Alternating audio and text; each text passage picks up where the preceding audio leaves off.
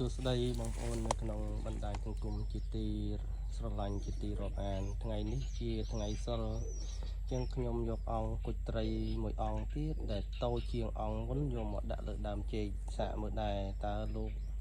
ដាក់លើដើមចេកនេះលូតឬក៏មិនលូតហើយខ្ញុំដាក់នេះរយៈពេលជិត1ម៉ោងគឺជិត1ធូបហើយខ្ញុំអត់ទាន់លើកទេគ្រាន់តែថាឃើញនៅលើដើមចេកហ្នឹងគឺវាឡើងក្រហមអញ្ចឹងឥឡូវដើម្បីឲ្យឃើញនៅភាពជាក់ស្ដែងតើអង្គថ្មត្រីសម្លៀងនេះពិតជាមានបារមីគង់ថែរក្សានៅលើនេះដែរឬទេអញ្ចឹងបើសិនជាលោកមានរិទ្ធដៃជះមានអង្គញាណថែរក្សាពិតប្រាកដមានដើមចេកឬក៏បណ្ដូលចេកនេះมันអាចលូតរួចបានទេអញ្ចឹងក្នុងរយៈពេលចិត្តមួយធូបបាទចិត្តមួយធូបអញ្ចឹងវាជាងកន្លះម៉ោងបាទជាងកន្លះម៉ោងហើយអញ្ចឹងខ្ញុំនឹងលើកបាទលើកចេញចាំមើលតើលូតឬក៏មិនលូតបាទនេះ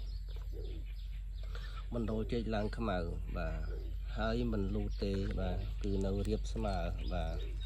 អញ្ចឹងពិតជាអស្ចារ្យអង្គថ្មត្រីសម្លៀងនេះពិសោធន៍នៅលើដើមចេកអង្គទី1ដែលធំជាងក៏មិនលូតអង្គទី2នេះក៏មិនលូតដែរក្នុងរយៈពេលជាងកន្លះម៉ោង